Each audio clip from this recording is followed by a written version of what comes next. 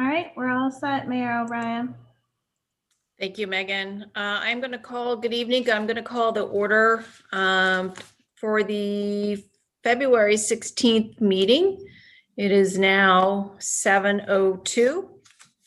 And we will start then with the Pledge of Allegiance, and I will have our Park and Recs Director, Ms. Glomstad, start the Pledge of Allegiance. Thank you.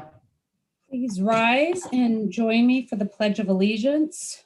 I pledge allegiance to the flag of the United States of America, for which it stands, under God, indivisible, with liberty and justice for all.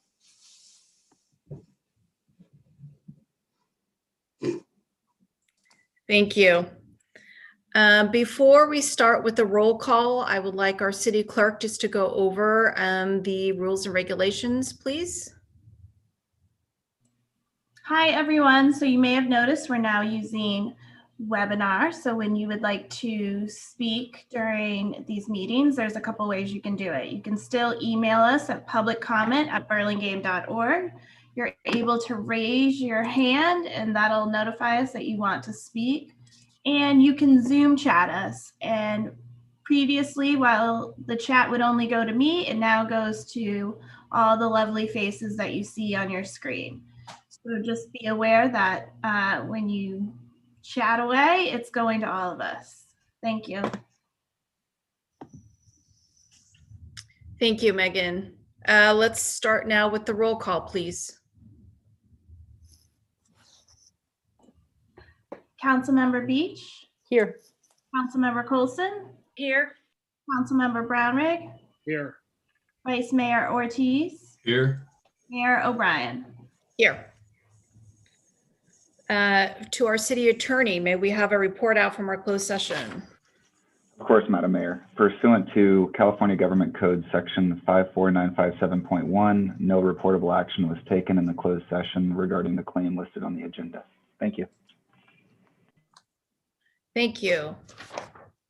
Now I will go over some upcoming events, and then if I have forgotten something, I will allow my colleagues to jump in.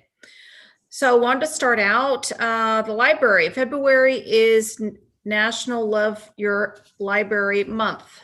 Children and teens are invited to come to the Bellevue entrance of the Burlingame Library any Saturday in February between 12 and 2 to receive a free book.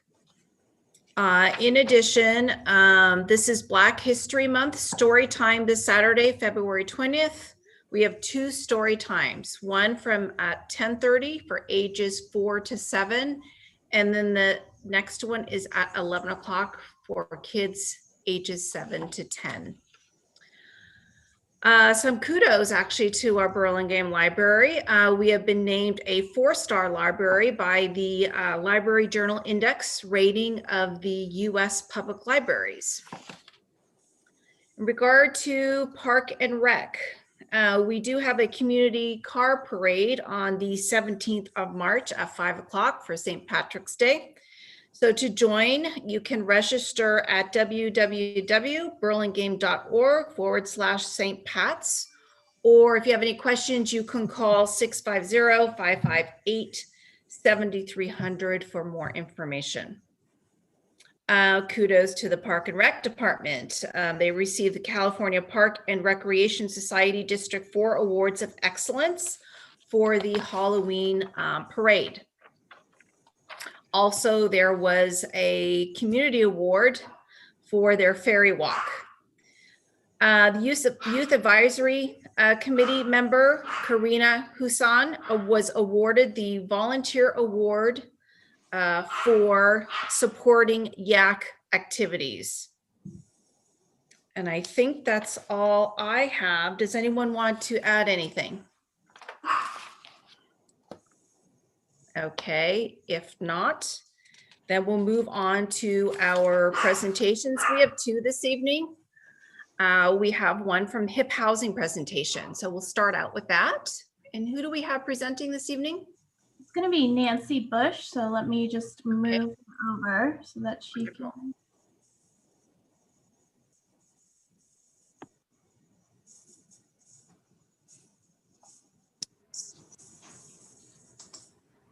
Hi, Nancy. Hi, everyone.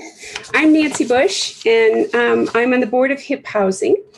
And HIP is an organization that helps people find a place to call home in San Mateo County.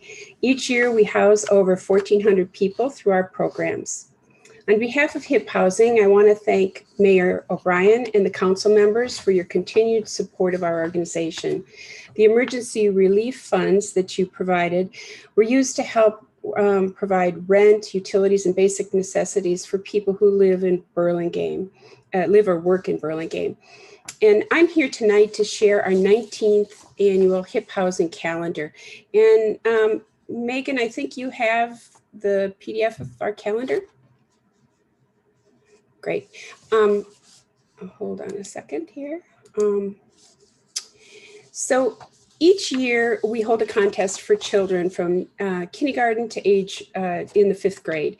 And we ask children to submit a drawing of a home and a quote, along with a quote about what home means to them. The calendar is filled with really important information on HIP Housing's affordable housing programs, and it showcases the artwork of children from San Mateo County. This year, the 12 winners from the contest were selected out of 300 entries, and the winners came from Burlingame, Foster City, San Mateo, Belmont, and Pacifica. The drawings are really beautiful, and the quotes from the children are really touching. With COVID, now more than ever, people are suffering, and our programs can help. We hope you'll share the word about HIP Housing and continue to refer people to our programs, especially our home sharing program that matches homeowners with people who are trying to find a home. The calendar is an important reminder of how essential housing is to everyone, especially our children. I thank you for your time and also for your support. Thank you, Ms. Bush. I always enjoy looking at the calendars each year, so thank you very much for that presentation. Is there anyone on the council that would like to make any comments?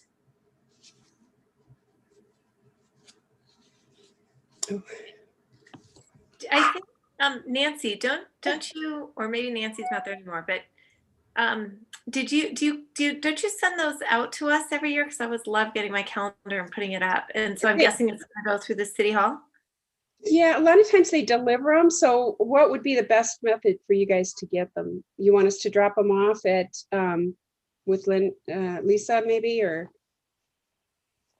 how? I have mine, so you might actually have yours waiting for you already. We'll be doing a delivery of your mail soon, Councilmember.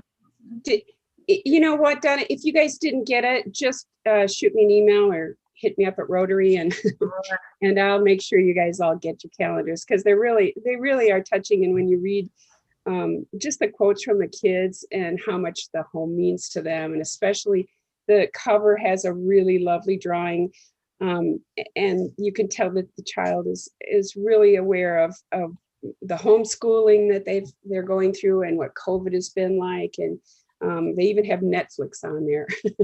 So if you look closely at the drawings, you really see that the kids are really moved by how important a home is to them right now. So Thank you again. I actually have mine, so I appreciate it. yay, great. We're really glad you have them and support us. So I don't have mine, but I do look forward to getting it. Hi, Nancy. we'll get it to you, Ricardo. All right, we will now go proceed Thank to you. our next presentation. And it will be from our Park and Recs Director, Margaret Glomstad, and it's going to be an update on our community center. Megan, can I share my screen? It's not letting me right now. It should Let's let hope you, I do a little bit better this time. it should let you know. Okay, let's see. All righty. All right, there we go. That should be up. So tell me you can see my screen. And Yes. can you see my mouse moving on it?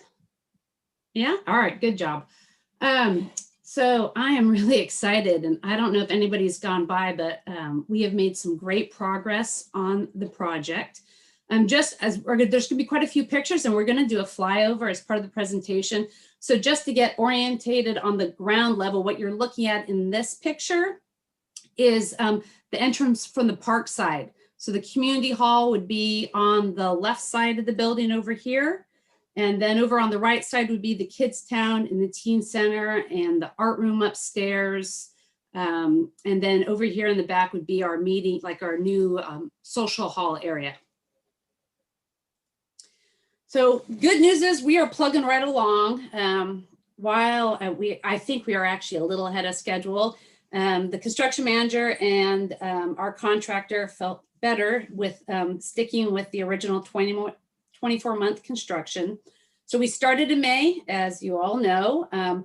By April, the structural steel, which is going in right now, will be done. It's a lot of work to just get to the point to put the structural steel in. So that's been going on for a while now. There was a lot of excavation. If you look in the pictures on here, you'll see we had to dig a big hole and pour a bunch of concrete. So it's been a lot of phases. But the underground parking will be done. They just did a big pour over there. So that will be done in June. They still have some interior work that needs to be done. I think the one I keep asking them, when is it going to happen, is the curtain wall. And everybody, I was like, what's a curtain wall? It's like when the walls are up. So it's kind of enclosed is what I would call it. They kept trying to tell me tape and finish and drywall date of December, but I'm like, no, when the wall's just going to be up. So that's when you'll be able to walk through the building. So that's October. The tape and finish is all the drywall stuff. But between those, they have to put a lot of stuff in between the walls. The outside site work should be done in February. There is a little bit of a concern. There's some permits they have to get, and some of the regulatory agents they have to work through, in particular due to COVID. A lot of people are working from home, so they seem to be a little bit behind schedule, but our construction team is very much making sure they're doing whatever they can well ahead of time so it doesn't hold us up. We should have a certificate of occupancy in May of 2022, which would be our soft opening and move-in time. And we'll need a little bit of time to move all our stuff back into the building.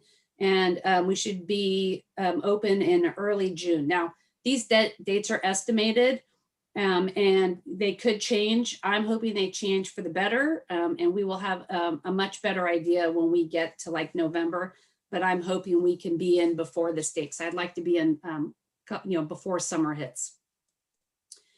So just some of the pictures you're looking at, this is the steel for the roofs that are going in, and you'll see the driveway for the underground parking. Going to do a little flyover, and as we go, so what you're looking at is that's the park entrance view that you saw in the front picture in this area. This over here, has the infrastructure for the green roof, so we're hoping to get funding to finish that off. Over here on the left side is the art room, and the dance and fitness room is on the other side. We were able to pop up there the other day, and it's pretty cool. The view just is absolutely amazing from the top of the building.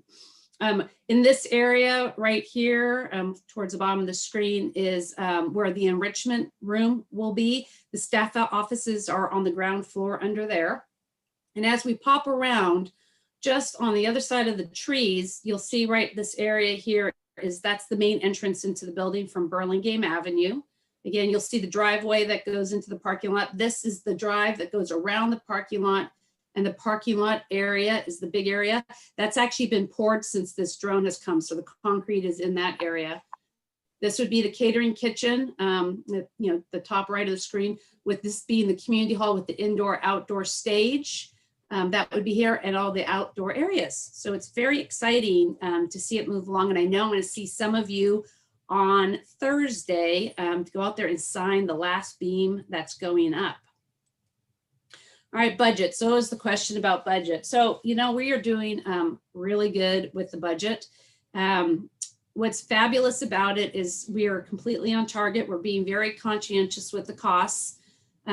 If you look, there's been a couple change orders for the architects. The main one was doing some additional engineering work to make sure the garage would be ready for the floods, their sea level rise that's coming. We thought it was prudent to do that. So that is the bulk of the engineering for that to be done. The construction manager, some of that is for the drone. We decided to do the drone as well as it's an exchange. It's called submittal exchange. There's a lot of submittals that happen. So that helps manage it between everyone who has to touch it. And then there was a little bit for the portables. Oops, my mistake, sorry. For the portables, there was some engineering that had coordination had happened between PG&E and the portable company that went in. The contractor, those are just general, simple change orders. Nothing has been egregious. I think what I truly appreciated, because I'm always worried about the money, is I was asking our construction manager, I'm like, well, where are people usually in the construction projects? How much have they spent of their, contingencies? Because I feel like we've just started, even though we're getting close to being into it for a year. The good news is a lot of places are at about 40% of their contingencies by this point, and we're at about 10. It's when you dig into the ground and you don't know what you're going to find. And that was where the bulk of our changes came from, is what was under the ground and we didn't know it was there. But we came out of that pretty unscathed. So we are doing a great job there. And then as far as the fees and temporary facilities and testing, that is primarily for our, there's testing that has to be done. Oh, goodness gracious. It's just so touchy. Testing that has to be done for on like the welding of the steel and for the concrete. And for the schedule that we're maintaining, the steel there was a lot of testing and inspection that goes with that. And where that was being procured from was much farther away than we were anticipating. And they ran on a 24-hour schedule. So that is where a big chunk of that is coming from. But it's the change orders to get us through the entire project for that testing. So we are in a great place. I know our construction manager is hopeful that we have a very healthy budget for the photovoltaic panels. So he's anticipating that coming in a little bit under. Where we are short, and this is where the capital campaign comes in, is for the FF&Es, and that's like the furnishings and the fixtures and the equipment that comes in the building. We have planned to reuse everything that we had. So everything that's surfaceable in our old building is in storage and it's going to be pulled out and to be used. What's left is all the spaces that will be new to us. And so we are on a pretty tight budget, but I think we are in a good place. And the capital campaign is they're slowly getting rolling. And then one of the things that did happen more recently, and I just have to kudos to the Senior Citizens Group of Burlingame. Their Jenna Johnson Trust just donated $245,000 to the capital campaign. It is for the dedicated senior space that's on the second floor. So it will be named in her honor. And we'll be using those funds to make sure they have a top-notch space up there. So we're very excited for that money to come in. But I did put up on the top left of the screen the capital campaign's little tagline is "Build Possibilities." The website's there. You can learn more about it. But basically, it's for modernized furniture and technology upgrades and some flexible spaces. We don't have some of the partitions that we could be putting in. The green roof, the infrastructure will be there, but it's not budgeted for the actual things that go on a green roof. So we are working on that. And so they are starting. If anybody is interested in joining, helping us make this the most amazing community center all over California for our community. I don't know if anybody has any questions or if they want to go back to any of the pictures.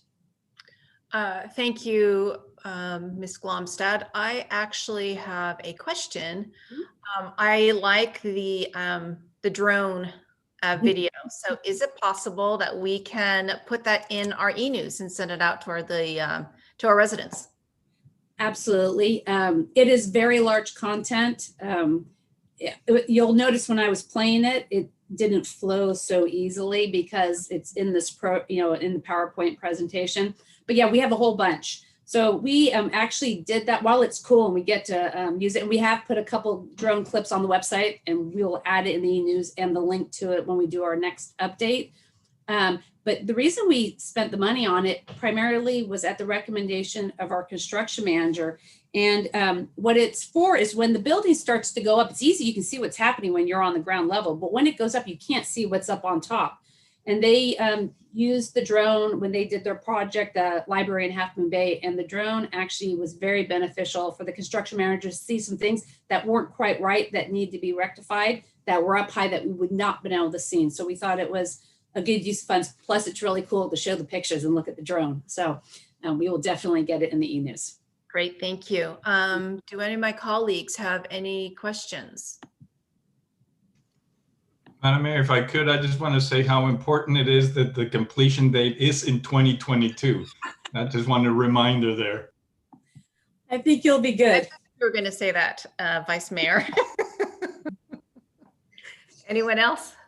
Well, I would have to go along with that, even though it's me that is behind you in 23. So if there's overage, only because I just want to, really recognize and thank the 3 colleagues that were on this council that started this work over a decade ago. And it's really important this gets done while you guys are on the council. I think it's a real legacy project, and it's a project that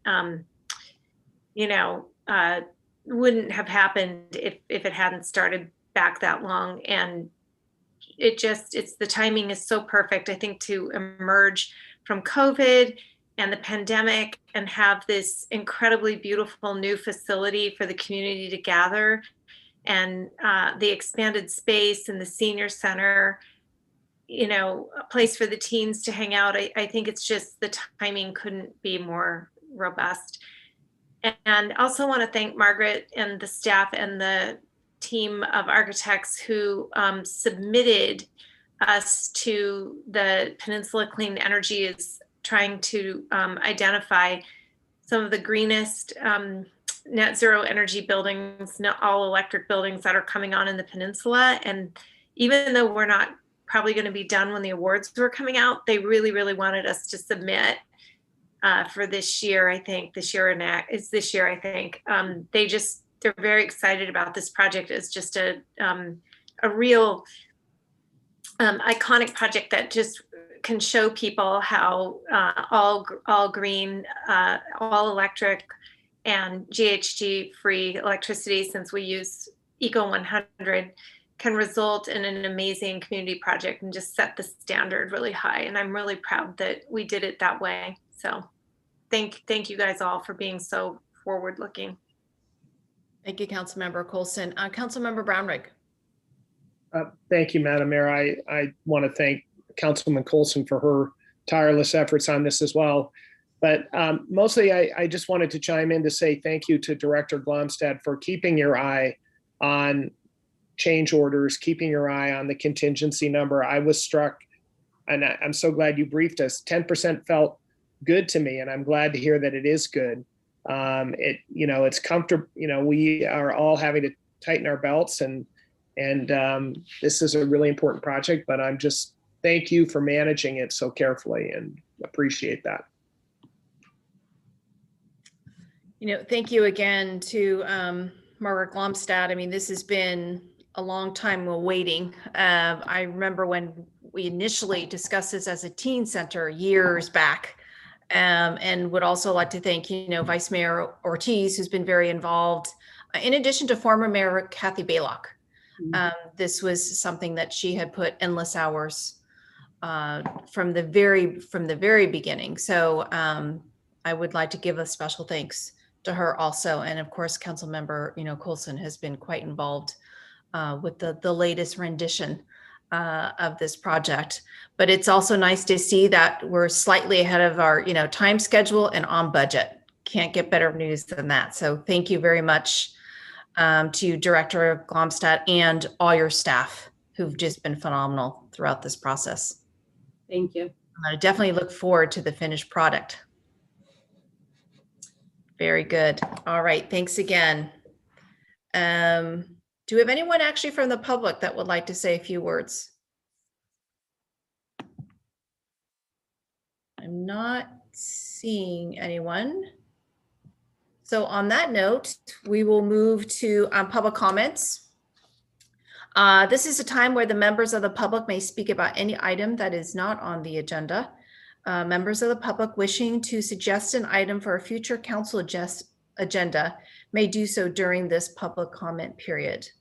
The Ralph M. Brown Act prohibits the City Council from acting on any matter that is not on the agenda.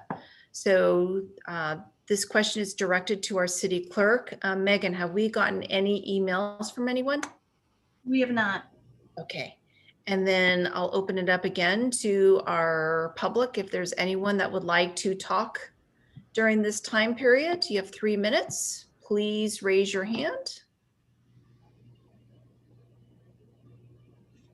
Okay, I do not see anyone.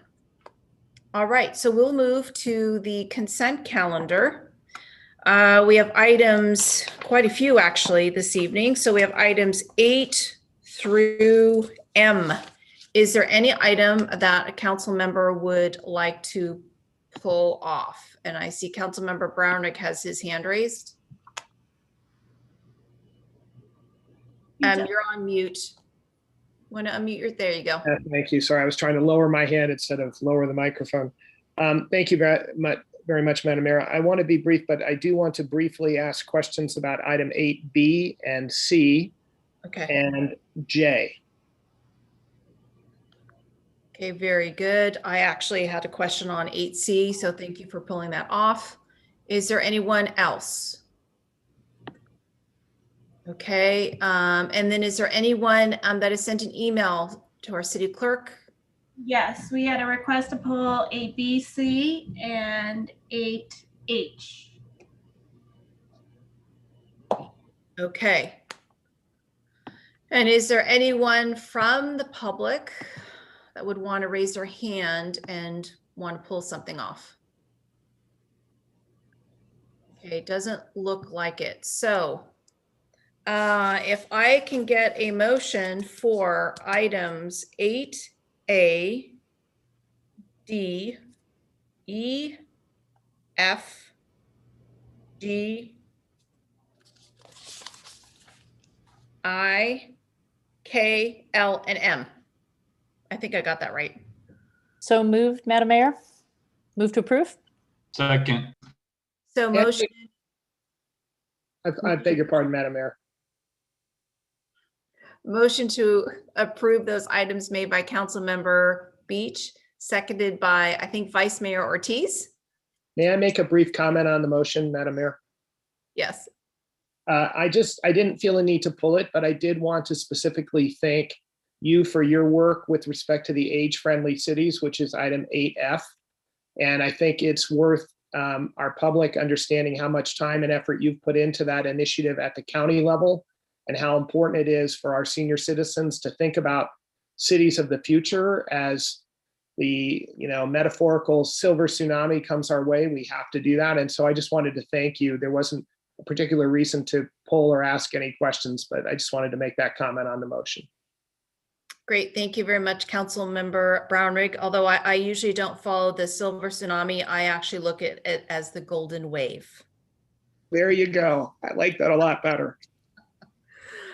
All right, Megan, may we have a roll call, please?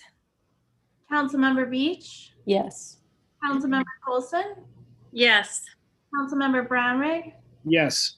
Vice Mayor Ortiz, Yes. Mayor O'Brien. Yes. So motion passes 5-0. All right, so we will backtrack now to item 8B. Let's start with that. Thank you, Madam Mayor. I pulled this just for a very quick suggestion. Nothing to change on the ordinance. I look forward to it passing. But I have been thinking, and this will come up in item 8C, a little bit about how somebody goes about applying for this. And I think appropriately that we require the applicant to have identified a parcel number for their application. And I just want to suggest to our staff that strikes me as very reasonable, but I would hope that we would show some tolerance, because it's awfully hard for somebody to sign an irrevocable lease on a piece of property if they don't know they have the license to operate. So it's probably self-evident, but I just wanted to say, I hope that we have some flexibility built into how we confirm that somebody has control of an APN of a parcel number. Does that make sense? It does. Yes. Does our city attorney want to comment on that, or are you okay? I think that it's a great point by Councilmember Brownrigg. There are going to be the city manager's rules in some other administrative rules that will go along with this. So that can obviously be something that's a good common sense approach that we can bake into those. So thank you very much for the comment, and that's all from me. Now, would we have to add any verbiage, or would it be okay the way it is? I mean, that is up to you and your council member, Madam Mayor, but essentially, based on that comment, we don't have to make any changes. That's just something that's going to be with the administrative rules that go along with the city manager's rules and regulations that she can reasonably put in from the ordinance. So Very all good on our end. All right, thank you. To this, actually, is there any of my colleagues that want to add anything before I go to the city clerk? Okay, if not, Megan, do we have public comment on this that came to you by email? No, we have public comment on 8C by email, but not this one.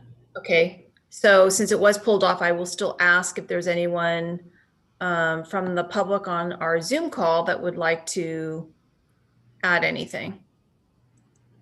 Okay, does not look like it. So back to my colleagues who would like to make the motion. I'd like to make a motion to approve item 8B, Madam Mayor. Second. A motion made by Council Member Brownrigg, seconded by Vice Mayor Ortiz. Roll call, please, Megan. Councilmember Beach, Yes. Councilmember Coulson, Yes. Councilmember Brownrigg, Yes. Vice Mayor Ortiz, Yes. Mayor O'Brien. Yes, motion passes 5-0. Thank you. On to item 8C, Councilmember Brownrigg. Well, I think there are a couple of different people, including yourself, Madam Mayor, who want to comment. My main objective here, I'm looking forward to the conversation that there may be. I remain comfortable with setting 4 as the kind of check-in point where staff comes back to us. I wanted to make sure that that was sort of understood. It was something we had discussed last council meeting, but I didn't see it in the staff report per se. And then I do have some concerns, as I expressed last time, about people kind of squatting on these permits. I am comfortable in my own mind that between requiring somebody to have a parcel actually identified, so that will remove the casual person in his garage thinking that he or she might be able to do this. And also, what was it? There was something else that gave me some comfort that this wouldn't likely block legitimate, serious business people. But I guess the point is, if we have a check-in, and this was a point I think that Councilwoman Coulson made last time, a check-in means that we have the ability to expand the numbers if we happen to see people who are using or who have obtained the permit but don't seem to be making any good faith efforts to adopt. So that was why I wanted to call it off, just to make sure we were comfortable with the approach here, and in particular, my concern that we have stop gaps in place so that if somebody is squatting on a permit, it doesn't block legitimate business people. Thank you. Thank you, Councilmember Brownrigg. Actually, you brought up the same question that I had. Was I know we had spoken about making sure we had the opportunity to evaluate this in whatever time frame we decide to do so. But I think because it's a resolution, we basically can do that at any time. So I just wanted to double check that with our city attorney. Absolutely. That is the reason we definitely wanted this to go through a resolution. And I don't want to speak for Director Gardner, but we will certainly bring this to you if we do hit that maximum number of 4 and perhaps even earlier, just to let you know if there is a massive amount of interest, and we believe that we should consider it maybe at 3, expanding it to allow multiple to come in at the same time. So I'll pass it over to the Community Development Director, but from our end, we can certainly make it and bring it over to council as soon as we hit the number 4, if not earlier. Thank you. And then I have a follow-up question, and then Sure. I'm sure Mr. Gardner could answer it.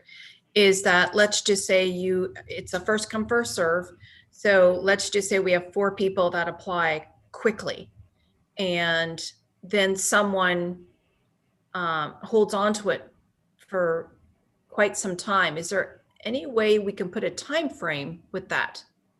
Like you could get someone that may apply for it, get it, and hold on to it for 2, 3, 4 years.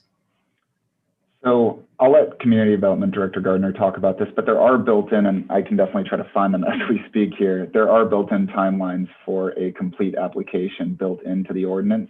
So there are safeguards built in that way, but I will pass over to Community Development Director Gardner to see if he knows off the top of his head what those timelines were. I don't remember the exact timeline, but the way I could see this working is if we get to 3 or 4 applicants, we would then come forward to the city council with an update. And that would also describe which of those applicants were actively moving forward. We may have 1 that's moving forward and 3 that are not yet. And then at that point, the council, given that it is a resolution, it's easier to change an ordinance. Council may choose to add more slots available, or they may want to put on some kind of time, ticking clock on the existing applicants. So I think it'll allow you. It's a check-in, and it's also, given that it's a resolution, there's that flexibility to make those changes without cracking the ordinance back up open. Okay. Great, thank you. I appreciate that feedback. I thought I saw Councilmember Coulson's hand up. Am I incorrect? I had my hand was up, but it was basically the same question, which is sort of like a conditional. My internet's unstable. Sorry. Is this like a CUP where we have some control? If people don't use it, we can kind of pull it back. Okay, very good. Councilmember Brownrigg. Thank you, Madam Mayor. I'm sorry, one other quick question. Just mechanically, Director Gardner, since this is first come, first served, do we have a target time when when does the window open up, do you think? So it certainly wouldn't open up before the ordinance is effective. The next step that we have, should the ordinance, well, in fact, it has, given that it's been adopted, we need to put the application process together. Our economic development and housing specialist, Joe Sanfilippo, is talking with the other cities that we've polled in terms of how to put the application process together. We think that we can put an application process together within the time frame that when the ordinance is effective, we can start accepting applications. We also want to determine what the appropriate application fee is. I know this was a question that came up when the ordinance was introduced, and we're talking to the other cities to get a sense of how they came up with their fees and see if those are, there needs to be a nexus between what the fee is and the amount of time staff spends. So in the next month, we'll be working on all of that so that we're ready once the ordinance is effective. So sorry, for the benefit of anyone who might be listening, that sounds like it might be mid-March when we're ready, or is late. It helps, I think, people have a sense of when to be ready. I would think it would, well, certainly no sooner than mid-March. That's a month from now, but I think that's a reasonable time frame. Maybe it's a little towards the end of March. But meanwhile, if people are interested, they should get in touch with either me or Joe Sanfilippo, and we can start coordinating with them and answering their questions. We know we have started to get some initial questions just on what is allowed. So we're educating people on what the ordinance is and what is allowed and what's not allowed. And we're happy to do that. So any interested parties should just come to us. Thank you.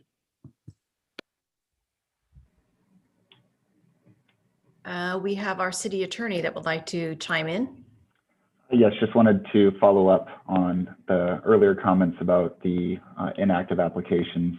If you do look into 25.75.060, which is at the bottom of page 13 of the actual ordinance, it talks about rejection of applications or the revocation of operator permits as well. And it says that the community development director or their designee has the authority and discretion to reject, suspend, or revoke any application or permit. And one of the reasons they can do that, specifically subsection A, is providing incomplete, late, or unresponsive applications. So if we do have an applicant that is stagnant and they are doing that in what we believe an intentional way, the community development director or their designee can reject that application. And that is it. Thank you. Great, thank you for that clarification. All right, if there isn't anyone else, Megan, anyone from the public?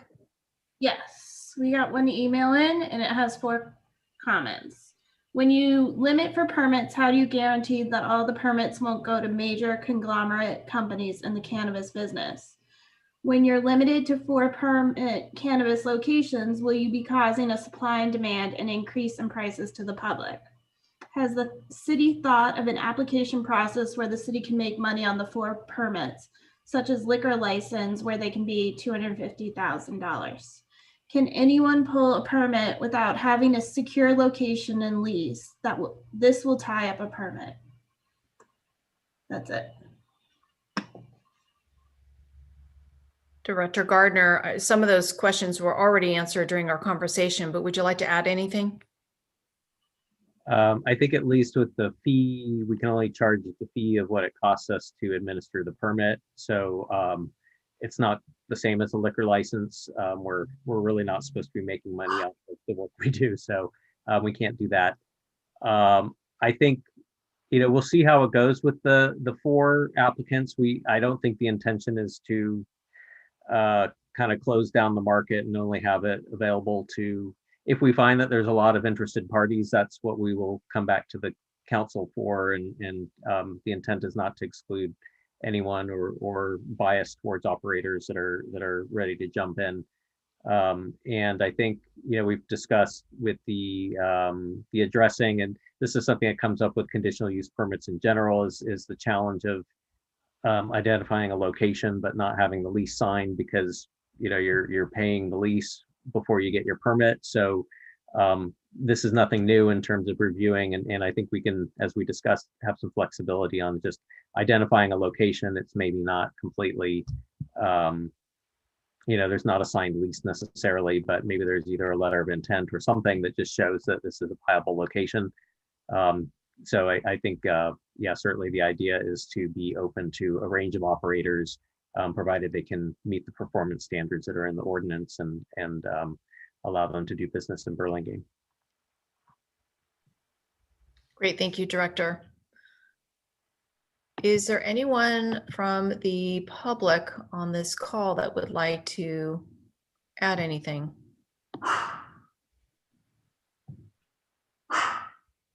Okay, it doesn't look like it, so can I have one of my colleagues make a motion, please? I'll make a motion to approve, we're on 8B, right? 8C. 8C. Sorry. Agenda item 8C, adoption of a resolution limiting the number of fixed location non-storefront cannabis retail delivery business operator permits that may be issued. Second. I defer to the Vice Mayor. Motion made by Councilmember Colson, seconded by Vice Mayor Ortiz. Can we have a roll call, please? Councilmember Beach, Yes. Councilmember Colson, Yes. Councilmember Brownrigg, Yes. Vice Mayor Ortiz, Yes. Mayor O'Brien. Yes, motion passes 5-0.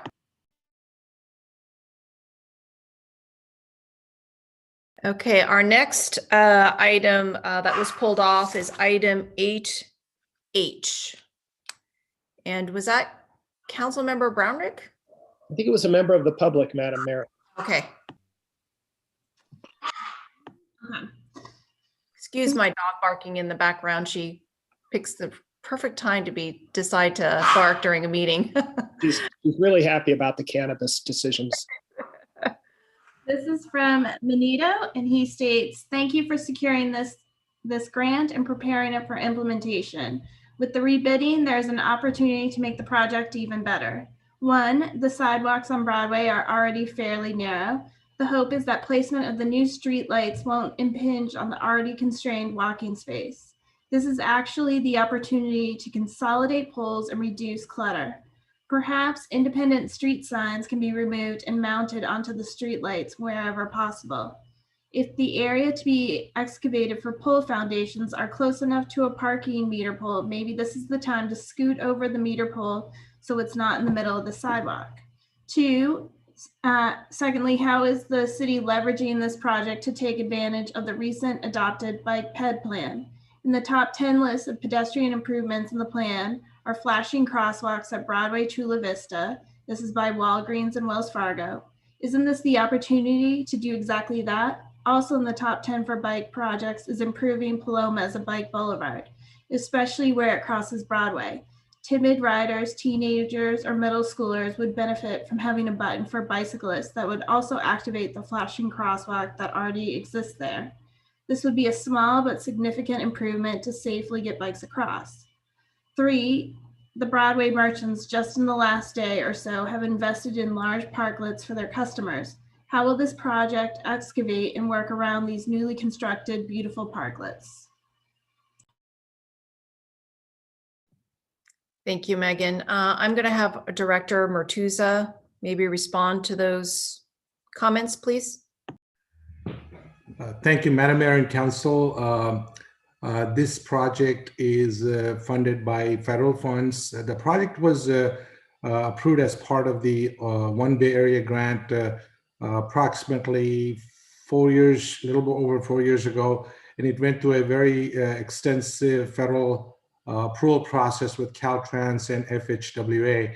And finally, we have a project before you. The project involves only this upgrading the pedestrian streetlights. It does not involve any changes to sidewalk infrastructure, street furniture. So the grant is very specific. The project is very specific, and staff has been coordinating over the last several years with the Broadway BID, particularly John Kavanian. And the idea is to address the low lighting level in the commercial district and make it consistent with the recently installed decorative streetlights that are on the overpass. So that's the project. Now, with regards to the pedestrian bicycle improvements that was mentioned in the public comment, those are going to be implemented separately as part of the master plan implementation.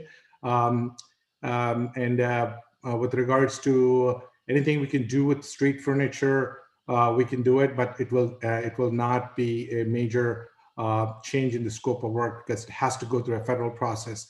And with regards to any disruption to the parklets, staff has been coordinating that with Mr. Kavanian and other merchants, and we'll try to keep it as minimal as possible.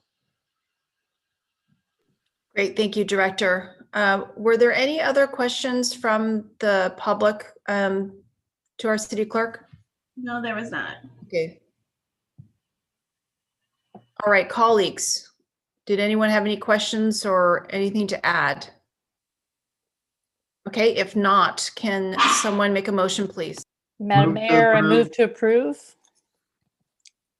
Okay, so motion made by Councilmember Beach, seconded by Vice Mayor Ortiz. Can we have a roll call, please? Councilmember Beach? Yes. Councilmember Coulson? Yep. Councilmember Brownrigg? Yes. Vice Mayor Ortiz? Yes. Mayor O'Brien? Yes, motion passes 5-0. All right, that leads us to item 8J. Thank you, Madam Mayor. This was me, and I'll be quick with Mr. Murtuza. This is a simple contract to purchase new city vehicles. I did look at the bids, and as far as I could tell, there was no one local bidding. And I just, in this era of trying to buy local, I wanted to ask whether, we had tried to find, a county supplier of vehicles. Just a brief question, Mr. Murtuza. Thank you. Thank you, Councilmember Brownrigg. We did contact local dealers. Of course, there is no Ford dealerships in Burlingame, but we did contact the local dealerships. And then when we didn't find any interest, we did go to the national cooperative consolidated bidding and receive these bids that are before you tonight. And just to follow up, are we not getting bids from our local dealers, and by local I mean county, because it's not interesting to them, or I mean, I'm a little surprised, I guess. Some of these vehicles we are purchasing are a little more specialized, and so there are special dealerships in the state and the country, and majority of these police vehicles are essentially purchased by large conglomerate dealership nationwide. So there are not too many of these that happen, but there are dealers that are just are focused on that. So that's why it takes a lot of effort for the regular dealerships to purchase these vehicles, and they're not. My understanding is that they're not as marketing wise, profit wise. They don't sell as many, so that doesn't make sense for them. Fair enough. Thank you. I just wanted our public to know that we do try to source local when we can. Thank you very much. Thank you, Councilmember Brownrigg. That was actually a very good question. So I'm glad that we tried to, but there just isn't anyone locally that can fulfill that order. On that notion, can we have a motion, please? Sorry, may I make one more comment just real quick? Is that right? Through the Sure. mayor? Okay, sorry about that. Excuse me. I also just kind of wanted to point out another thing that I looked at on this. I really appreciate Councilman Brownrigg's comment, which is the move to all electric vehicles. And I've talked to Director Mertuzza about this. And as you all know, we're really working hard at Peninsula Clean Energy and other things to encourage and work on fleet renovation to all electric. But it's my understanding, and maybe you can just comment on this, Director, that many of these vehicles just simply, the technology is not there yet for them. And so we are purchasing hopefully these last generation gas, but where we can, we do purchase hybrid. And I noticed one vehicle was hybrid or all electric. Thank you, Councilmember Colson. Yes, as I have written in the staff report that we did a search of available EV or plug-in vehicles for the fleet that we are procuring, and there was none available. Only Ford Interceptor was hybrid one, and that is being currently tried out by the police department. And you're absolutely right that many of these vehicles are heavy-duty vehicles and they're not available in electric. Although there is a large movement towards migrating many of these vehicles to hybrid, and City of New York and vendors in the Northeast area have been manufacturing buses. I mean, that's where the majority of the demand is, but eventually it will come to Public Works, Police, and Parks. So we are keeping our eyes open, and we'll jump onto it when those vehicles are available. Thank you, Director Mertuzza. I mean, I know through Governor Newsom's office and MTC and Bay Area Air Quality, they are all wanting to pass legislation that does increase the amount of, electric vehicles, whether it's cars, trucks, buses, etc. So we are definitely, moving in that direction. All right, who would like to make actually, I need to ask the public. Megan, any comments from the public on this? No, we have none. Okay. Anyone on the Zoom call that would like to make a comment on this item? Madam Mayor, I'll make a motion to approve item 8J, and thank you for your forbearance. Thank you. Do we have a second? Motion made by Councilmember Brownrigg, seconded by Vice Mayor Ortiz. Roll call. Councilmember Beach, Yes. Councilmember Colson, Yes. Councilmember Brownrigg, Yes. Vice Mayor Ortiz, Yes. Mayor O'Brien. Yes, motion passes 5-0. All right, we do not have any public hearings this evening, so we'll move to staff reports and communications. We do have 2 items, so we will start with item 10A, which is the direction regarding parking time restriction options for the new parking garage on Highland Avenue. And Director Mertuzza, you'll be taking this? Yes, I will be taking this, and Mayor and Council, I have Andy Wong, Senior Engineer, who will be assisting me with answering any questions, as he is the staff liaison to the Traffic Safety and Parking Commission.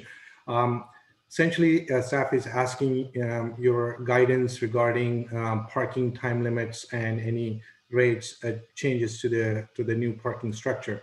As you know, I will not go into a lot of details regarding the parking structure, just to briefly mention that the Village at Burlingame project will be constructing 132 senior and workforce housing units on Lot F and a new garage with 368 parking spaces on Lot N. And the construction of the garage is anticipated to be completed by spring of 2021, a few months away. And prior to the construction on parking lot F and N, these parking lots were long-term parking, primarily used by employees in the downtown area. The new garage will have additional 140 standard spaces to the overall inventory to the downtown. And it will also include 23 electric vehicle charging spaces on the first 3 levels. The details are in the staff report. In anticipation of the completion of the garage, the Traffic Safety Commission held discussions regarding how to best utilize this new garage. And those discussions occurred in November and December 2020. And the commission explored 2 options.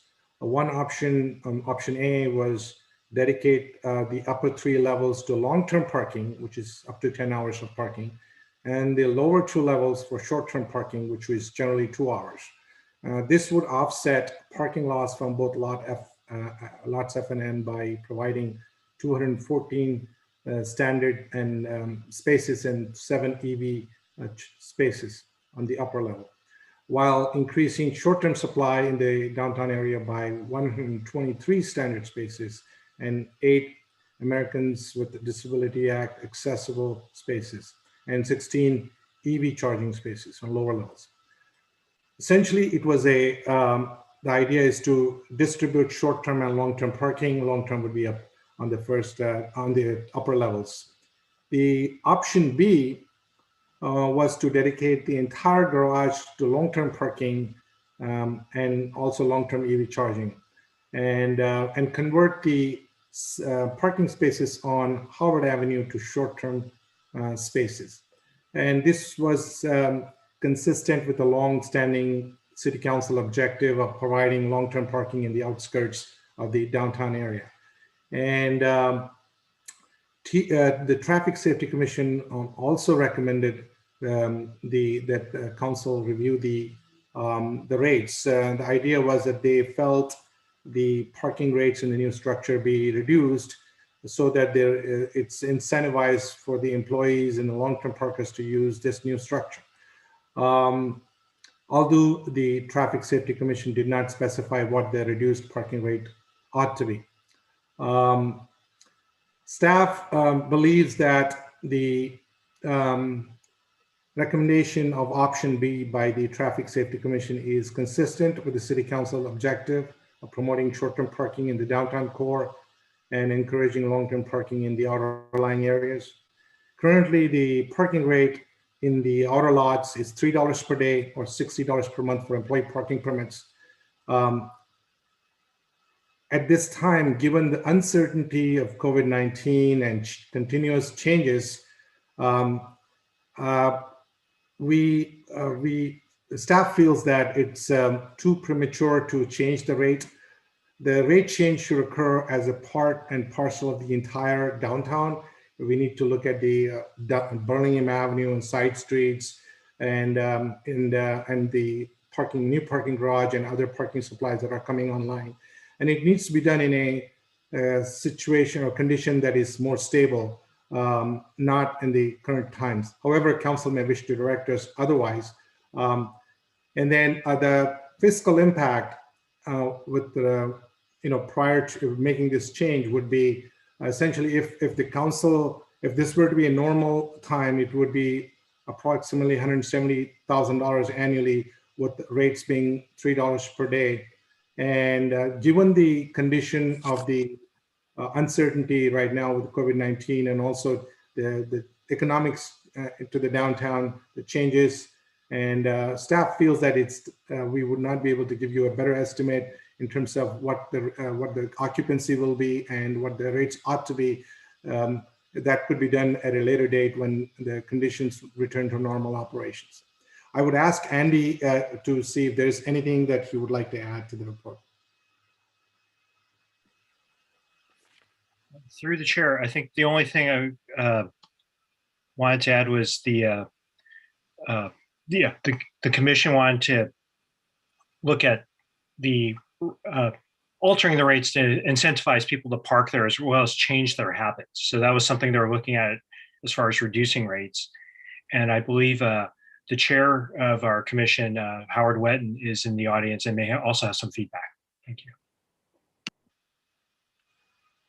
Thank you, Mr. Wong. I'm first going to start with my colleagues to see if they have any questions. And then after those questions, then I will go to our traffic and safety commissioner.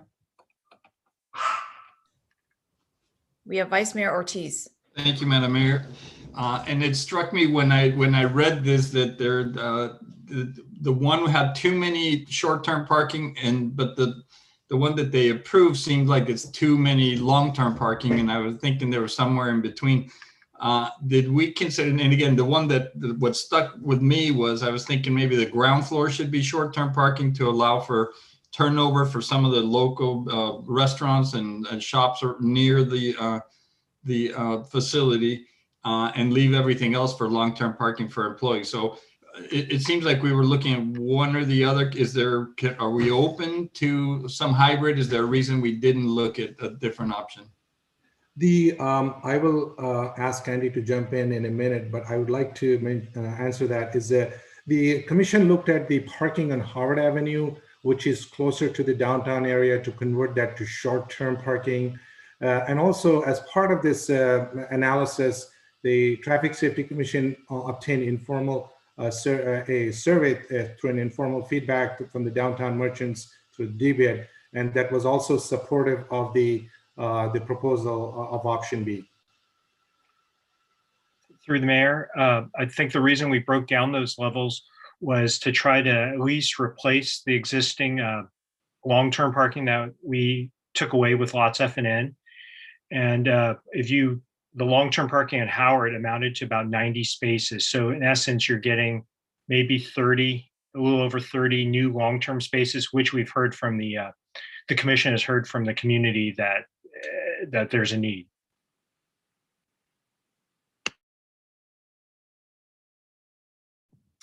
Councilmember Beach.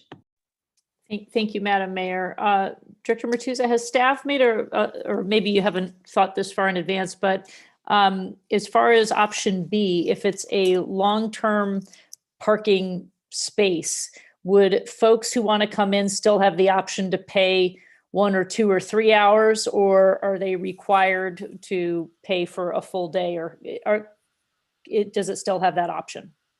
Is that making sense? Yes, I understand your question, Councilman Beach.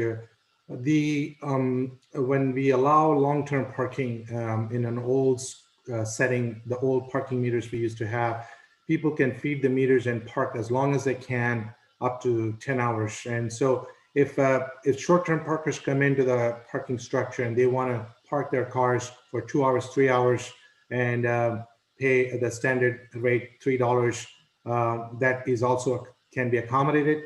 We can also adjust the machine to allow for up to, incremental parking up to 10 hours. So those are essentially programming the pay machines to do that.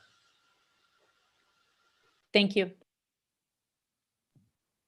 All right, if there are no other questions, I am going to jump to the attendees, and I am going to have the Traffic and Safety Commissioner speak.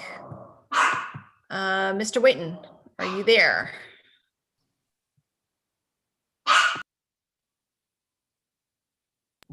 I see your hand is raised, so you just have to unmute. You can unmute yourself, Howard. Am I off mute now? I have clicked the unmute. Okay, good. We can hear you now. Thank you. All right, thank you. So I just came to quickly come in support of the Traffic Safety and Parking Commission's finding on this. I think the driving motivation, which you've heard about, is there's a lot of long-term parking that is sitting out as street parking on Howard. So we didn't think it made sense to reserve short-term parking that's sort of sequestered further from the downtown in a garage when there's where there's parking on Howard that would be available to be captured and converted into short-term parking. We don't want people parking short-term back in the garage and then walking by occupied spaces on Howard that are being taken up by long-term parkers. We wanted to reorient that. So that's why we opted for option B, which is to try and encourage all the long-term parkers we could to park further away from the core and open up as much as we can in the core for especially a street parking for short-term parkers. That was our rationale. And as Syed and Andy said, I think it's consistent with a longer-term strategy to try and free up short-term parking close to the business district, as much short-term parking as close to the business district as possible, and encourage all long-term parkers to park a little further away.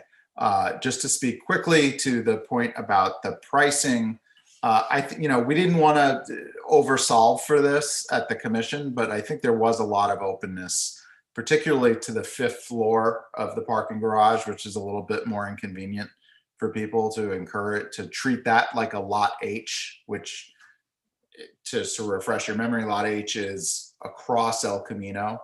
It's the lot across El Camino that we charge $1 for, that at $3, it would never fill up. And then at $1, it fills up, and it moves the longest term parkers, some of the workers in some of the restaurants into those lots. We were very open. I guess I shouldn't speak for everyone, but my sense was, and from my perspective, is it would be a worthwhile experiment, particularly on that highest level deck, to try out a cheaper rate and see if we can really encourage people. Obviously, right now in COVID, it's very hard to predict what people will do. We're now like over a year from normal conditions, but we do believe parking will be constrained again in our downtown, and it's worth thinking about how to reorient people and keep spaces open in core, and especially as we think about giving up spaces for town square. I think it'll be that much more important. And I'm happy to answer any questions if there are questions, but otherwise I thank everybody for their time. Thank you, Mr. Wheaton. Do any of my colleagues actually have questions for him before I move on with public comment? Okay, thank you very much. I think the Traffic and Safety Commission did a very good job really analyzing this, and very, logical thinking and how you came up with your conclusion. So I appreciate the time and effort that's been put into this. Is there anyone else from the public that would like to speak? I don't see anyone. So I'm gonna go back to my colleagues and see if anyone has any comments. And I'm going to start out with Councilmember Brownrigg. Thank you, Madam Mayor. I actually had one question I meant to ask, but I can ask it now. And that is, I assume if this is an all-day ticket, there's no in and out privileges. Is that right? Can you rephrase the question? So if we have all-day parking, is it, I guess I should have looked more carefully. Is it by meter, or is that basically my question is, are people allowed to go in and out, or once they leave their spot, then they've given up their spot? Is that right? That's my understanding, unless I have to check with Andy. Andy, can you confirm that? Through the chair, it's through the mayor, to use the other way. These the pay stations, you get a tag, and while you may not be able to park in the exact same spot, you should be able to park in that facility. It's no different than the long-term spaces we have now in the downtown. Once you pay, you get a permit to display, a piece of paper to display on your. So then I'll just make one quick comment. I'm completely inclined to support the recommendation of Teaspoon and our staff, and I appreciate, as the mayor did, the hard work that went into this. But I guess the observation I would make is, I think we want to pay attention that this doesn't become an inexpensive place for a lot of delivery drivers and or autonomous vehicles to park at the expense of our employees and shoppers. And that I would acknowledge that delivery drivers and autonomous cars have every much right to a spot as anybody else. But, you know, I guess when it's not, when you don't do, if you don't have in and out privileges, then it's less relevant. But if you can sit all day in a parking lot or go back and forth in a parking lot for $3, I just wonder if that's the best use. But I'm happy to just wait and see what happens at some level. Like you said, Mr. Warren, we just have to see how things work in practice. Thank you, Councilmember Brownrigg. Councilmember Coulson. Yeah, thank you very much, Mayor O'Brien. I'm really happy to sort of, same thing, kind of watch and see how that goes. I mean, to some degree, I'd almost rather have them consolidating on that side of the town instead of driving around, looking for a spot. It's almost, so long as the parking garage isn't overwhelmingly full, it's almost better that they destination right to their park, and it eliminates downtown traffic. The other thing is I do like the longer term parking nature over there. And one of the main reasons is that the one thing I hear constantly from people is, I got a ticket, I got a ticket, I got a ticket. So people think they're going to be 2 hours downtown, and then they're like 3.5 or 2.5. And I think we'll just, you know, people will put 4 hours in the meter or 10 for $3. They'll go shop. They'll linger around. They'll have lunch. They won't be hustling around. And I think we won't have to give as many tickets and aggravate as many, you know, people trying to utilize our downtown. So I actually like that idea and hope that the employees park over there. And then I think it's great too, because it will, if the more people park over there, the more it's going to draw people over to that Howard Street businesses and Lorton Street businesses and restaurants, which are really excellent and sometimes get overlooked because they're a little ways down. Yeah. Councilmember Beach. Thank you, Mayor O'Brien. I too support the Traffic Safety Parking Commission's recommendation, option B. It sounds like that's what staff's comfortable with as well. I had the opportunity, I want to thank Director Bertuzza. We talked a little bit about this afternoon, talk about you know, innovative parking management strategies. That's going to be such an essential part of how we deal with our parking assets downtown once things stabilize a little bit. COVID is one thing, but the parking garage existence, the post office as well, that whole project coming online. But I know it was either not this past goal session, but maybe the goal session before, but we talked about the importance of a parking study to really understand how we can best maximize the assets we have. We're going to have plenty of parking, but how do we manage it with pricing? Is it demand pricing? Are there drop zones for delivery? How do we deal with the pricing of our on-street parking? Discount for validations in stores. There's lots of things we can do. So I support this traffic safety parking recommendation, but very much continue to support when the time is right and staff says the time is right to really do a thorough parking study of our assets. I also support staff's thoughts and recommendations to not change and lower the price in this new garage right now, just keep things steady as we go. It seems to me that, and I know Teaspoon was interested in, or at least potentially lowering the price in the garage. I think our prices are pretty low as they are right now. And for future movement, it probably just makes sense to keep things stable, see where we're at. And if we need to adjust, staff can let us know based on occupancy and how things are going and parking availability. So I recommend keeping the pricing the same as the other long-term throughout the downtown core. Thanks. Vice Mayor Ortiz. Great. Thank you, Madam Mayor. I'm going to stick to my my thought of having, when I'm thinking about this long-term parking, everybody's obviously going to park in the lowest floor first. So that first floor is always going to be packed with the people who are going to be there for the long term.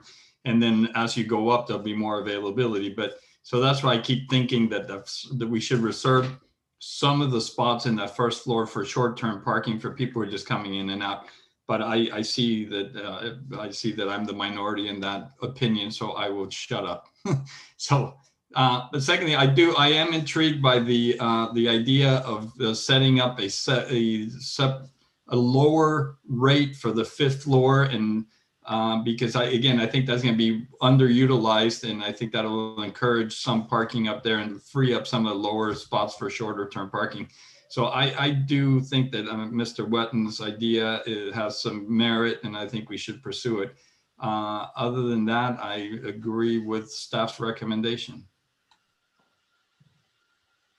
Thank you, Vice Mayor. I would just echo what most of my colleagues have mentioned. I think too, the advantage of having the long-term parking is that we've had issues with the surrounding neighborhoods of cars being parked in their neighborhood. So I'm hoping that this garage will alleviate some of those issues.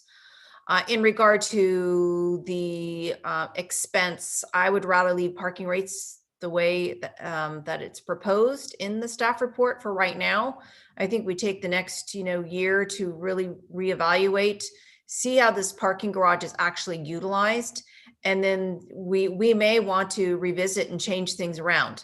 But I think it might be premature to make these decisions now.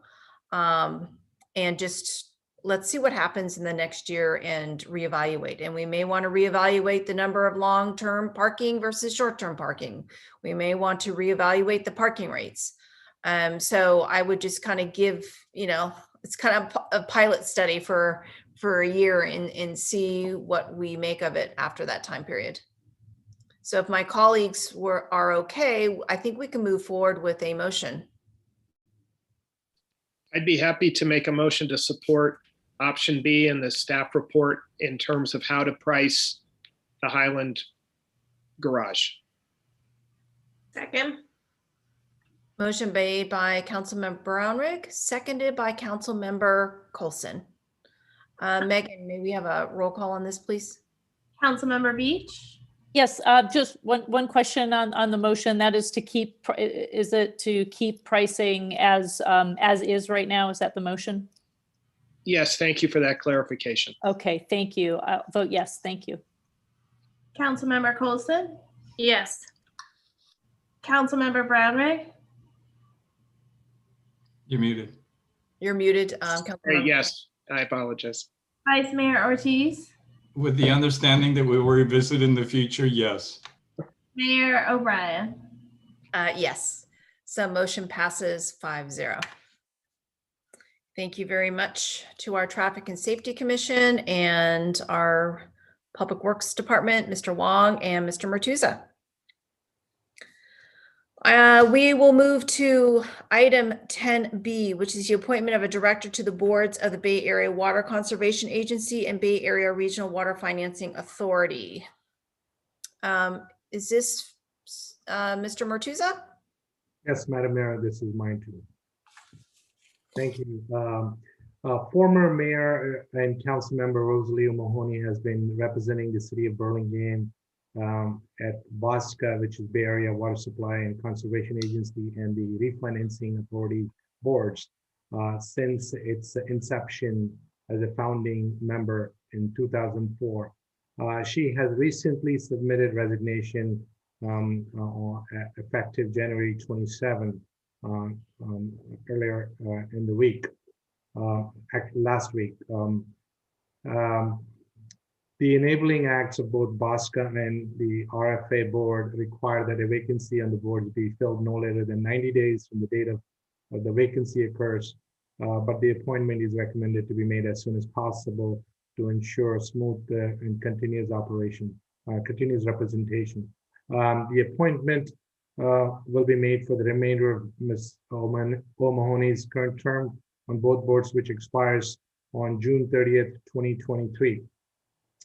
To serve as a director on both boards, the appointee must be a resident and registered voter of the city, but the member does not need to be a city council member. The appointment must be made at a public meeting by an action of the full city council.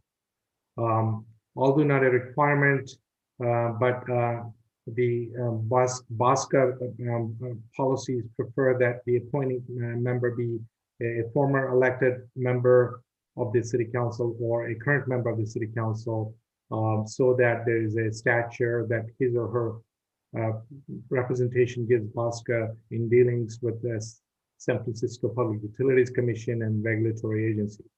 The appointment does not need a resolution, but just need a motion duly passed and recorded through the minutes of the city council. I'll be happy to answer any questions. Thank you, Director Martuza. Are there any questions? Okay, if not, I'll open it up to the public. Is there anyone from the public, Megan, that has sent an email in regards to item 10B? Madam Mayor, would you mind if I ask a quick question? Go ahead. Okay, so the question I have is, and this is an unusual appointment because it's not appointed by the mayor. We're all making a decision, but the chances are that it's one of the 5 of us that's going to be appointed. I would be really curious, especially if there are more than one person is interested. I would be very curious to hear from whoever's nominated as far as what the views are. This is an incredibly important appointment, and so I would not want to rush into this. Tell me about the timeline and when do we have to make this decision? The decision has to be made within 90 days of the vacancy. So that would be April. It would need to be made before April 27. That's the 3 months time, essentially 90 days. And but from a representation point, if there is if an issue that affects Burlingame, it would be nice to have city representation be done sooner than that.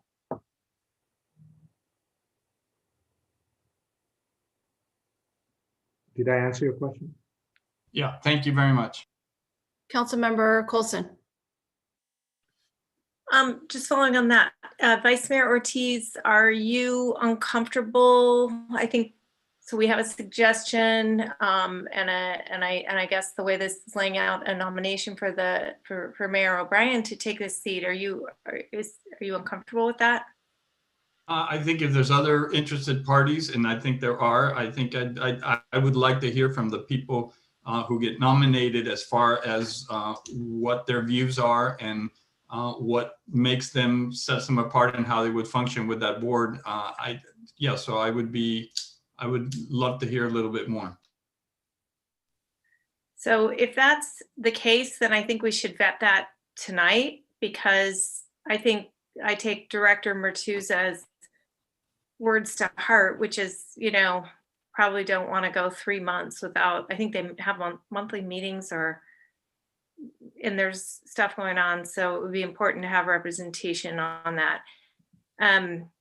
I was actually very happy with the work that former Mayor O'Mahony did on this board. I thought her notes were excellent. I think she did a great job reporting out.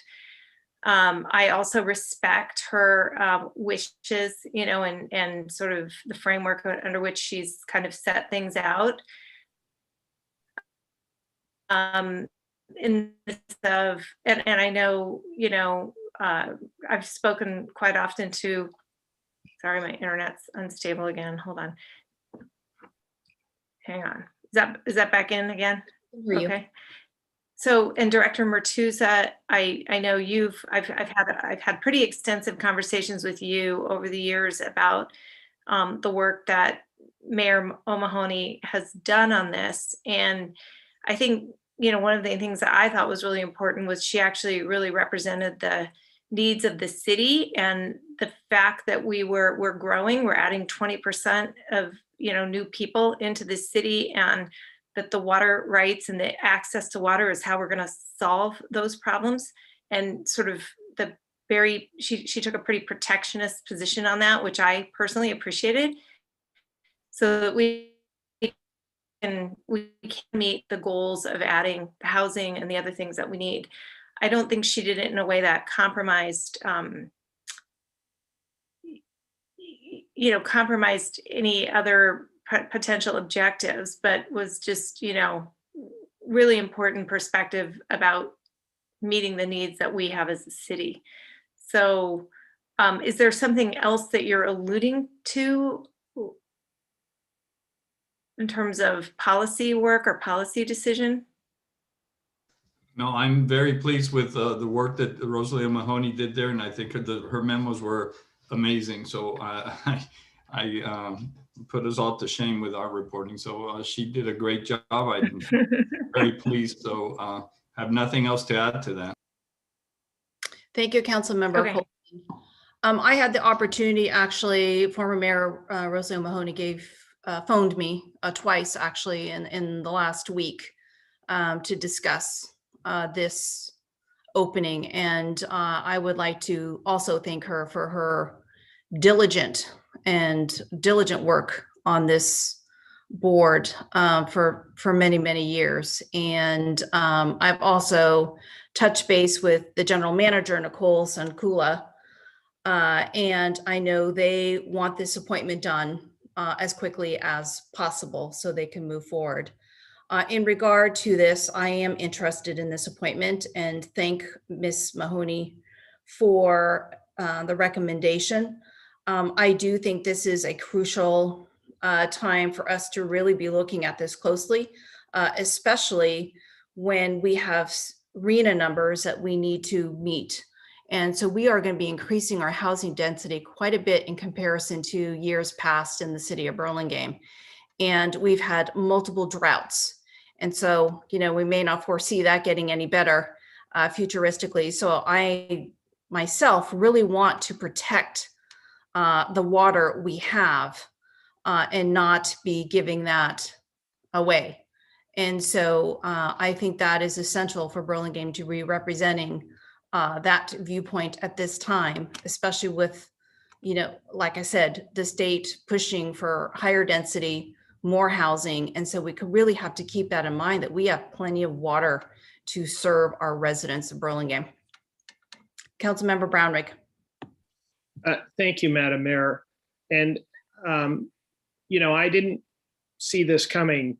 First of all, I completely salute Mayor O'Mahony's tenure and work product at Bosca. I mean, she was a founder and she was a major contributor throughout her entire participation there. So there's nobody is doubting that. When I saw the opening, I do have an interest in running, and this is with meaning absolutely no disrespect to our mayor, who I didn't know was interested. I have spent a big chunk of my last 8 to 10 years working in water. I've worked in the Central Valley to help dairymen be more water efficient. I've worked with a major corporation in terms of how to safeguard water. I think we were one of the first families in Burlingame to implement a gray water system. I think water conservation is crucial, and more so as climate change gets worse.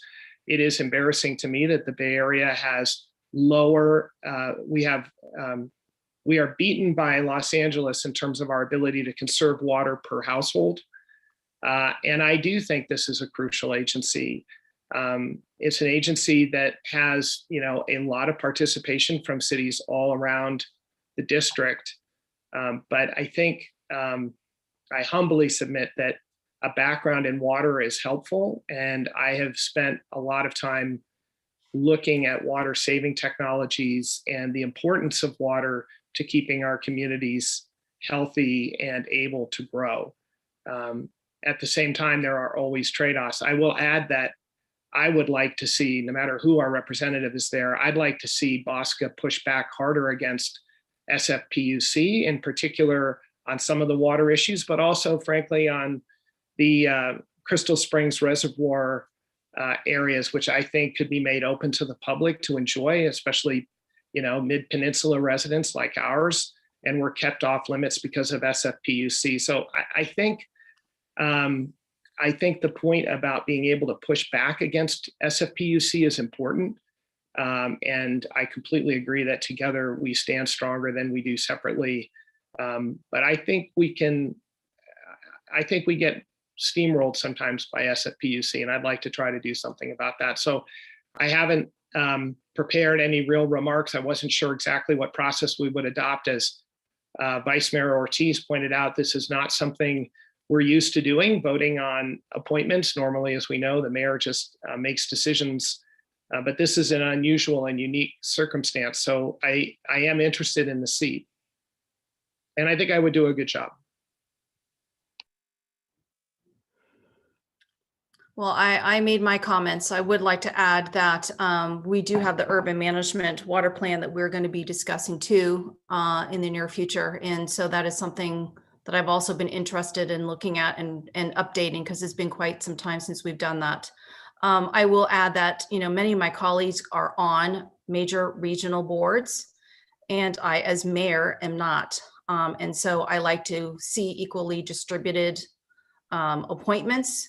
And so in addition to the comments that I've made, that is another reason that I would like to represent my colleagues on this board. So I think at this point, I guess we will be moving on with this appointment. As I said, I talked with the general manager. I do think it needs to be done this evening. I did tell her I would also touch base with her in the next few days once this appointment was made. So can we get a nomination from the floor? Madam Mayor, I have one more. Well, I can do a comment on a motion, but I do have one comment. Okay, I'll go with your comment first, Councilmember Beach, before I call on Councilmember Coulson. Thank you. No, I appreciate both the mayor's interest and Councilmember Brownrigg's interest. This is an exciting assignment. I have to say, when I saw that the opportunity was open, it sparked my curiosity for nothing more than for what I've read about water policy, and I love infrastructure. I thought it's interesting as well. I've finished a book recently called Battling the Inland Sea, such an interesting story. I recommend all of us read it, about California water. And so, but given the interest in Mayor O'Brien's interest and Councilmember Brownrigg's interest, I was at one point thinking of throwing my hat in the ring to be an alternate, but maybe one person, but I will withdraw that interest and just throw it on the radar to my colleagues that at a future time, I too would have some interest, but I will defer to the other two as well. Maybe one of you could serve as primary and one as alternate, and then at such a time in the future, I might be interested as well. As far as committee assignments, one of the other things, I know all of us are busy. We are all so busy representing in a lot of different ways on regional things and this, that, and the other thing. I do note, though, on the council assignments, as far as representing Burlingame externally, I have plenty of regional assignments, but I am very short on representing Burlingame, both internally and externally. And so at some point in the future, I would maybe like to be an alternate or participate in this, but I defer to the other two as well tonight. So with that, I just wanted to say those words while we're having some discussion. Councilmember Coulson. So I have two comments, and then I'm going to make a motion. The first one is that the CCAG has a committee, the RCMP, which is RMCP, Resource Management and Climate Protection Committee, and we get updates from BOSCA constantly. We get all kinds of amazing information. And what was funny about that seat, I actually raised my hand for that.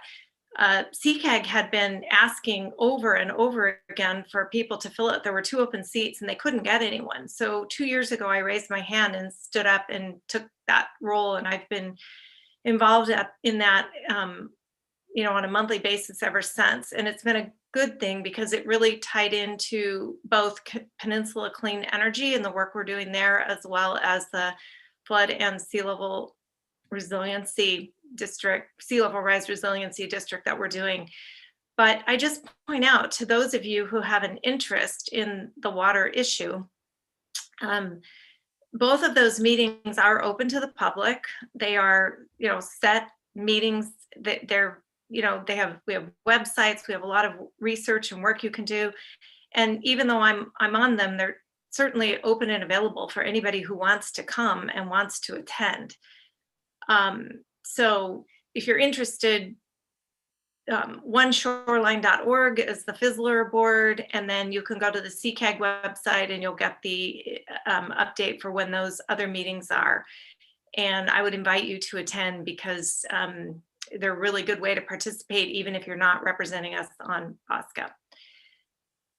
With that said, the other comment I would make is, I took a seat on Peninsula Clean Energy and didn't know the difference between a gigawatt and a milliwatt and a megawatt and a, kilowatt. I think all of us are highly intelligent people who are committed to what we do. When we take a job, we really put our head down and learn a lot about it.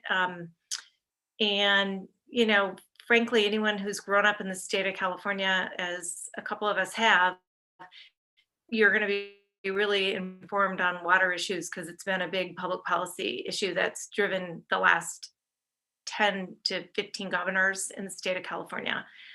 And if you grow up like me in the Central Valley, you're really attuned to it. And I am not interested in this seat, but I do want to honor Mayor O'Mahony's request and Mayor O'Brien's interest in this. And so I would like to make a nomination that Mayor O'Brien serve as our BOSCA. I don't know if there's a second or a backup situation on that, but I'm sure she's going to make most of the meetings anyway. So that would be my motion. Do we have a second? Yeah, Madam Mayor, I will second. Okay, so that's a motion made by Councilmember Coulson, seconded by Vice Mayor Ortiz. Can we have a roll call, Megan? And could I just make a comment before we go to a roll call, Madam Mayor? I just want to say I've gotten to know all of you really well. I know both of you would be just fabulous on that board. I do hear, and it's not because of recommendations, it's because of my experience with the two of you. I think that the item about regional boards and being on that, it really spoke to me, and that's why I'm going to go with Mayor O'Brien. Thank you, Vice Mayor Ortiz. Megan, can we have a roll call, please? Councilmember Beach, Yes. Councilmember Coulson, Yes.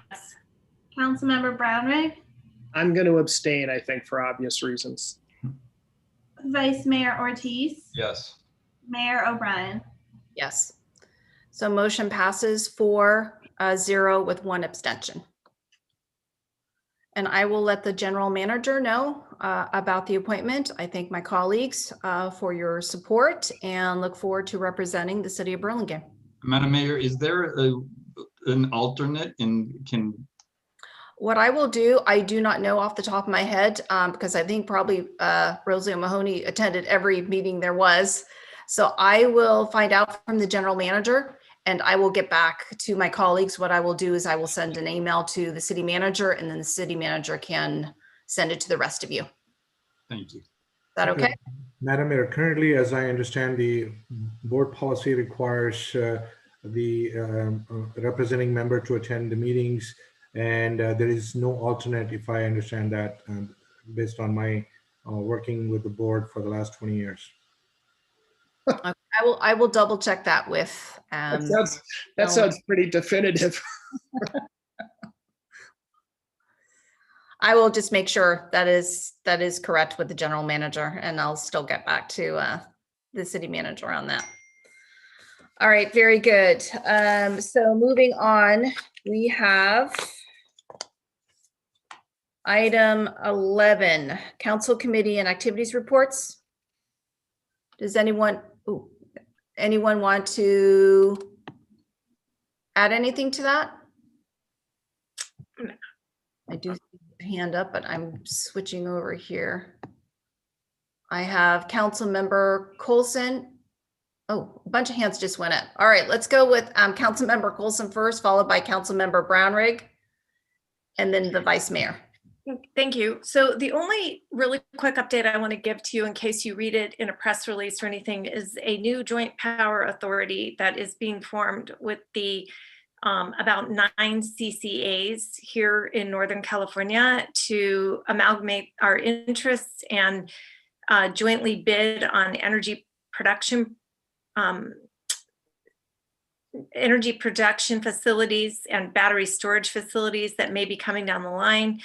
I think it's a really important step forward to coordinate a lot of our bidding. We're not bidding against one another, but we're actually working a little more in consortium. And also just to note that there will be, it doesn't have a number yet, but there's going to be a bill that helps us solve the energy repurchase problem that we're having with PG&E through the PCIA, which is driving about 1/3 of our costs at Peninsula Clean Energy and is creating a lot of volatility. So when that bill comes up, I want to share that with colleagues to make sure you guys are aware of it and we can all support it, maybe even with a letter. Very good. Thank you, Councilmember Coulson. Councilmember Brownrigg. Thank you, Madam Mayor. I want to thank Councilmember Coulson for that update on PCE. I think we're all aware of the number of residents who've seen, escalating electric bills and wondering what's going on. So that kind of explanation will help us. So thank you for that. I just wanted to briefly update colleagues. I think I spoke earlier about an effort that we're undertaking at HART, the San Mateo County's Affordable Housing Finance Agency. And I led a review process. We're in the middle of it. We'll be reporting to the board in about 2 weeks. We've had a bunch of great conversations with affordable housing developers, with finance agencies. And I think we're going to have a robust set of products that we bring to the board and hopefully get board approval to then go out and seek funding against. And our goal, simply put, if you compare HART to the similar agency in Santa Clara County, over 20 years, HART has mobilized $14 million and built 1,000 homes.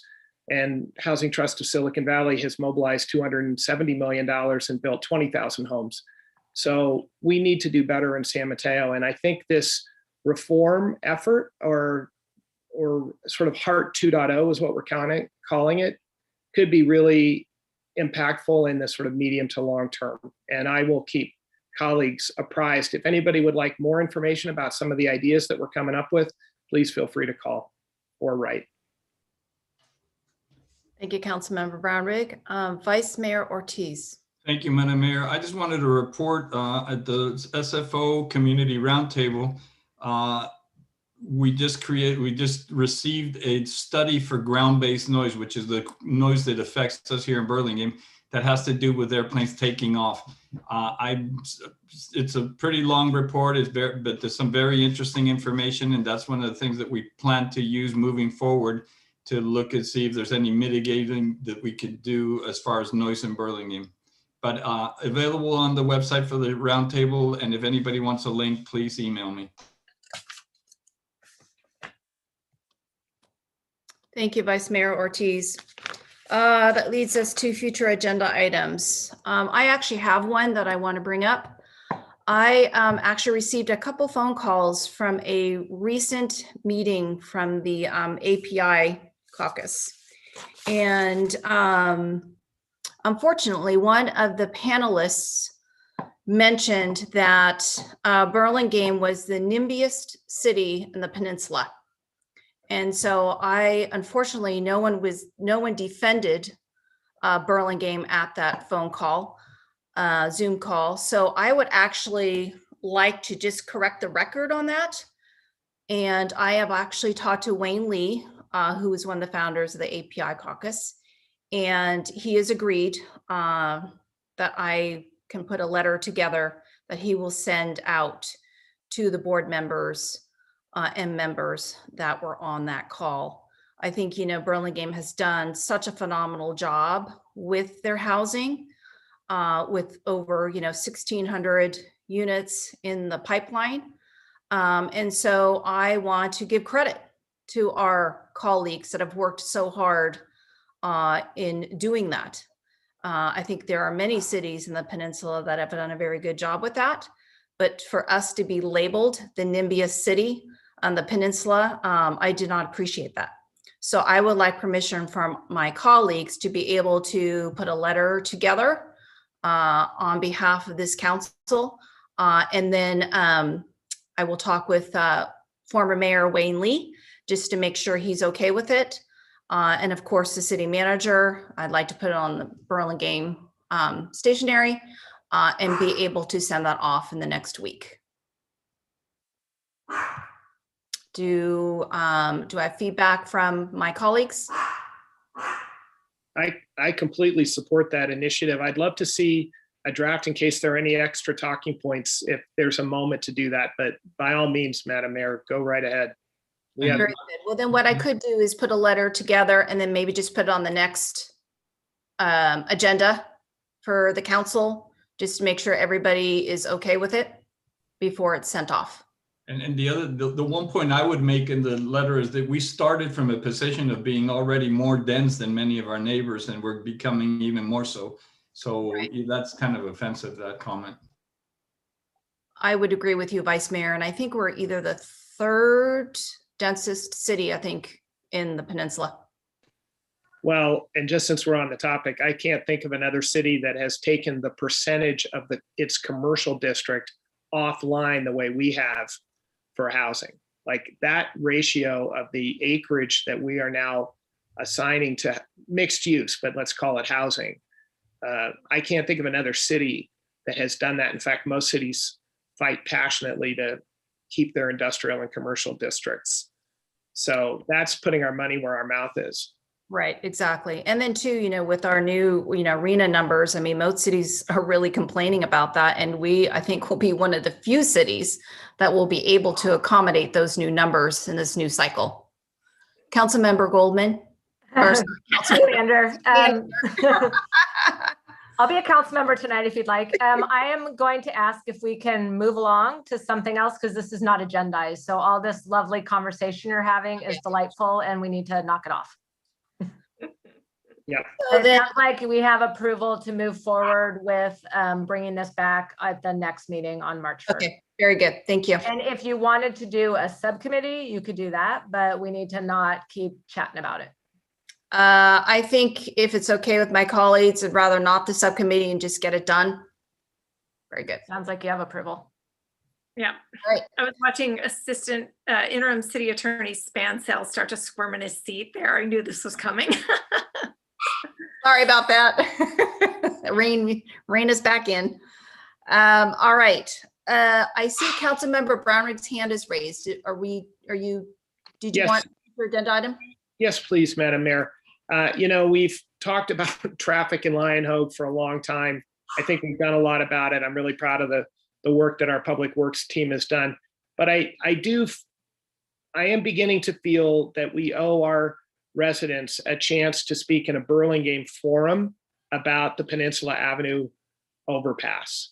And I understand very well as all of us, that we don't control that, but we are a kind of secondary party to the effort. And I feel as though we should have a chance to host, to have it as an agendized item, if nothing else, to clarify where some constraints are. So I'd like to suggest that as a potential future item. I would like to comment on that, and I may direct this to the director, Matuza. I know we've had constituents concerned about this project, and yes, it's in San Mateo's jurisdiction. It might be, if we're going to put it on a future agenda, I think it might be wise to wait until we have the data from the EIR, so we can actually have a fact-based conversation. I want to know, Director Matuza, would that be if we were going to put this on an agenda, would that be probably the better time to do it? And that probably wouldn't be until what, fall? Yeah, yes, Madam Mayor, the most constructive and relevant way to be participating in the project is through the environmental scoping or environmental document itself. And that is, as you're right, that's my understanding, is that it's expected to come out in fall. And we have all along the process up until this point provided concerns to San Mateo and other engineering firms working on the project regarding concerns. And also work done on Lion Hogue already goes a long way in addressing many of the impacts. But however, I think in terms of being involved in the project and making an impact on the project can only be done through the environmental process, which is a legal venue for San Mateo to consider. So you're right about that. Councilmember Brownrigg, would you be up for waiting during that until that's done and then put it on the agenda at that time?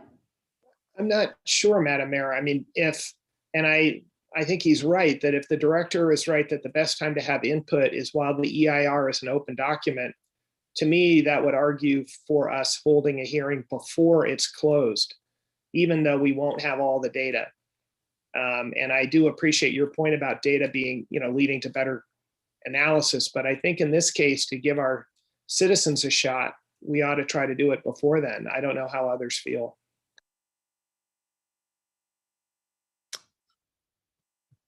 Before I comment, I'll let some of my colleagues that haven't spoken yet comment. Councilmember Beach. Thank you, Mayor O'Brien. It seems to me if we want our comments to go on the record and be addressed in the final environmental document, then if I'm not mistaken, then we would have to hear it this spring. Is that right, Director Matuza? The spring is for the environmental scoping. That would be the first cut. My understanding is that the comments provided during that time will be incorporated into the project, but the applicant is not required to respond to the scoping comments as part of that. They have to capture those comments and take into consideration. But the EIR or the environmental document, whichever the case might be that they may pursue, would require them to respond to each and every comment. So I must have misinterpreted that after listening to the public meeting. What was it, a week or two ago? It seemed I had a different impression, but I think if we do want our comments to register wherever that opportunity is, that they have to address them, seems to me the right time. It might be worthwhile for us to check in with the San Mateo staff and then send a note to the council with some more detail about what the appropriate timing is for all of this. Syed and I have been in touch with their outreach person, Eileen Goodwin, but we can ask Eileen and Matt Suka from their staff at what point it is most meaningful for the council to offer comments and offer the public an opportunity to talk about it. Vice Mayor Ortiz. Thank you, Madam Mayor. I agree with what City Manager Goldman just said. But my understanding was there would be a draft EIR that is open for comments after it's completed, and then it's finalized after that. Is that not the case? So the process goes as follows. First, they will open a scoping period for 30 days or 40 days, and then the comments are received during that time. Those comments are taken, incorporated into the project scoping itself. And then once they complete the project environmental document, they will have a draft. I'm supposing that will be an EIR. So in that process, they will release the document, which will have information about the traffic studies, impacts, analysis, other environmental impacts. And that will be the time to actually provide written comments. And then each of those comments will have to be analyzed and responded to and incorporated in the complete document before it is certified by the agency. So what I'm gathering, because I know probably we're getting close to maybe crossing the line here, maybe what we can do as a future agenda item is we can have our Public Works Director put a staff report together with the options, the layout of the timeline, and then we discuss as a whole when the best timing would be to have public input. Councilmember Brownrigg, you initially brought this up. Would that suffice so we can get that in a near future meeting? I think that's probably a good solution, Madam Mayor. It reminds me of a Dilbert cartoon of having a meeting to plan a meeting. But I think in this case, it's probably a wise process. And if it gives a member of the public two opportunities to speak, that's fine. All right, very good. So why don't we go that route? Thank you, Director Martuza. All right. Do we have any acknowledgements this evening? I'm not seeing any hands raised.